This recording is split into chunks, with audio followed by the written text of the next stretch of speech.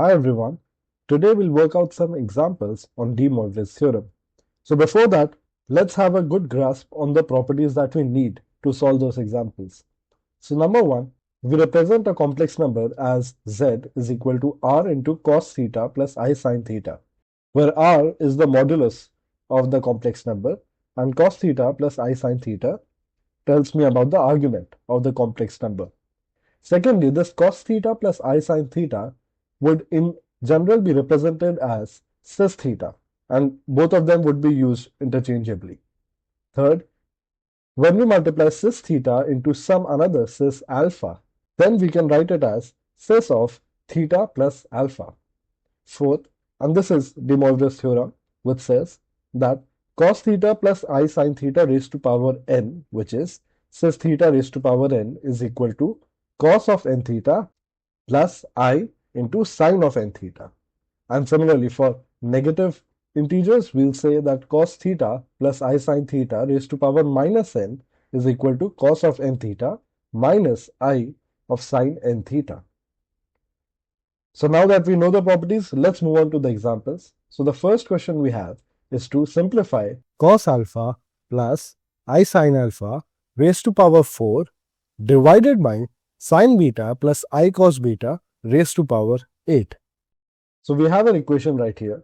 And the first intuition that we get is, we know how to convert the form of cos theta plus I sin theta.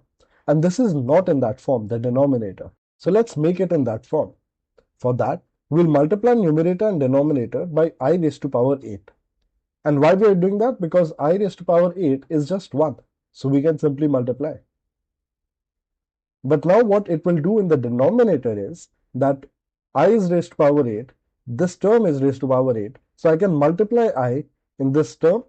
So this becomes I into sine beta plus I square into cos beta raised to power 8, and the numerator remains same. But what this does is, it gives us that sine beta with the I, whereas here I square becomes minus because I square is minus 1.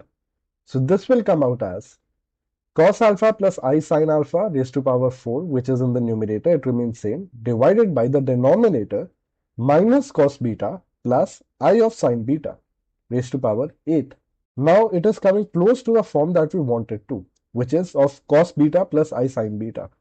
For that, let's just take minus 1 to the outside. So we'll take minus 1 comma in the denominator to give us, numerator remains same, minus 1 raised to power 8 comes out because they've taken it common, and minus cos beta becomes cos beta minus of I sin beta raised to power 8.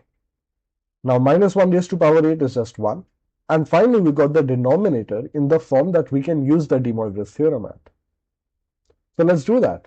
So this becomes, the numerator is just the same, whereas the denominator would now have the power minus 8, right? So let's write it as cos alpha plus I sin alpha raised to power 4 into cos beta minus I sin beta raised to power minus 8, because it is in the reciprocal. So when we are bringing it in the numerator, we'll have to put a minus sign here.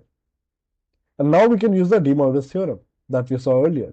So this becomes cos 4 alpha plus I sin 4 alpha into cos of minus 8 beta minus of I sin of minus 8 beta. Now this is the same formula that we saw earlier, because minus 8 of beta, when we're doing it with cos, it just remains the same. It is still cos of 8 beta, whereas sine of minus 8 beta becomes minus of sine 8 beta. So that minus would be multiplied with this minus on the outside to give us cos 4 alpha plus I sin 4 alpha into cos 8 beta plus I into sine of 8 beta. And now this is in the cis form, so I can write it as cis 4 alpha into cis of 8 beta. And as we saw in the formula before, this becomes, the angles just add up. So this gives us that it is cis of 4 alpha plus 8 beta. And that is the simplified form of cos alpha plus I sin alpha raised to power 4 divided by sin beta plus I cos beta raised to power 8. Now let's move on to another example. So the second question we have is, so what is more important in these questions is the approach. So let's take this question. So we have, if 1 plus x raised to power n is equal to a0 plus a1x plus a2x squared up till an x raised to power n, then show that a0 minus a2 plus a4 minus a6 and so on is equal to 2 raised to n by 2 into cos of n pi by 4. And second, we have to prove that a1 minus a3 plus a5 minus a7 and so on is equal to 2 raised to n by 2 into sine of n pi by 4. So now again, let's talk about the approach first. So our approach for this question is, we can see that we have alternating plus minus on even terms and alternating plus minus on odd terms. So basically we have to use this equation and we can put some values of x and see how this equation turns out. So let's put x as 1. So we get that this is a0 plus a1x.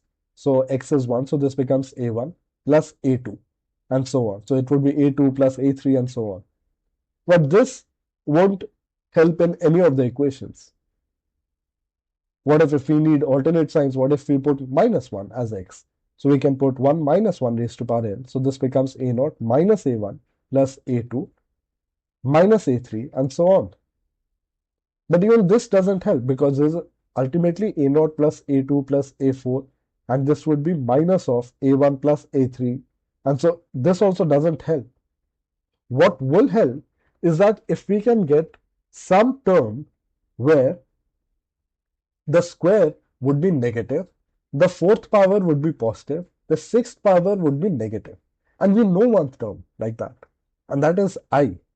If we use x as I, we can write it as 1 plus I raised to power n is equal to a0 plus a1 into I plus a2 into I square plus a3 into I cube plus a4 into I raised to power 4 and so on.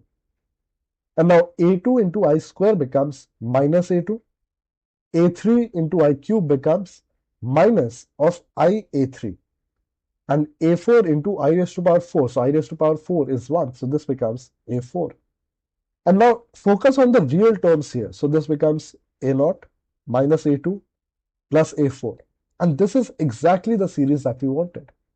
And now if you focus on the imaginary terms here, it would be a1 and minus a3, which would be exactly the series that we wanted.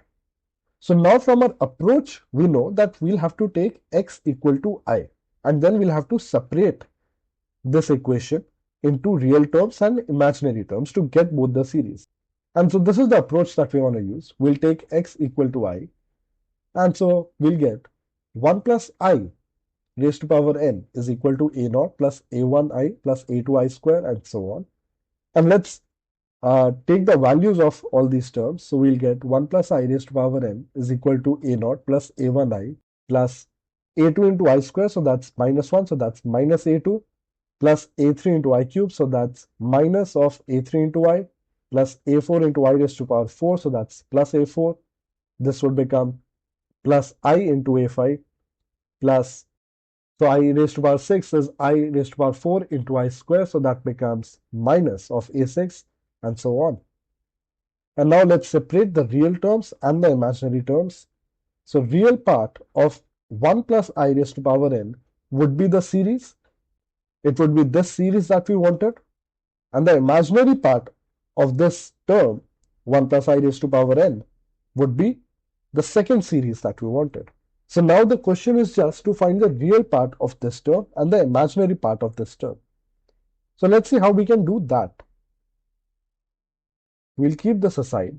And now in our question, the terms given to us is cos n pi by 4 and sin pi by 4. So we have an idea that we need to convert this in cos and sin forms. So 1 plus I raised to power n can be written as root 2 raised to power n into 1 by root 2 plus I by root 2 raised to power n. We basically multiplied and divided the modulus of it. And because of that, 1 by root 2 is cos of pi by 4 or cos of 45 degrees plus 1 by root 2 again is sin pi by 4 or sine of 45 degrees. So we can write this as root 2 power n into cos of pi by 4 plus I into sine of pi by 4 raised to power n. And by using de Moivre's theorem, we can say that this is 2 raised to power n by 2 because root 2, this root basically means half. So this is n by 2 into cos of pi by 4 plus I sine pi by 4 raised to power n, and then using the de Moivres we get this is 2 raised to n by 2 into cos of n pi by 4 plus I sine n pi by 4. And so the real part of this term would be 2 raised to power n by 2 into cos of n pi by 4.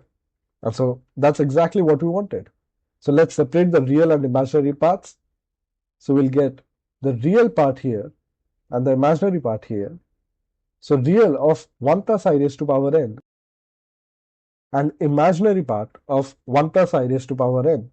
So here real part would be 2 raised to power n by 2 into cos of n pi by 4. And imaginary part would be 2 raised to n by 2 into sine of n pi by 4.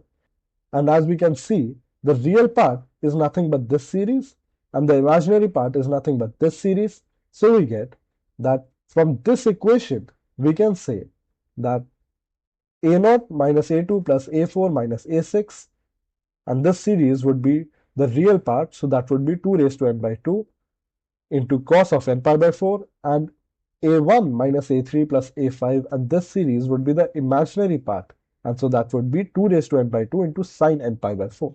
So we did some examples of de Moivre's theorem, and I hope that's clear.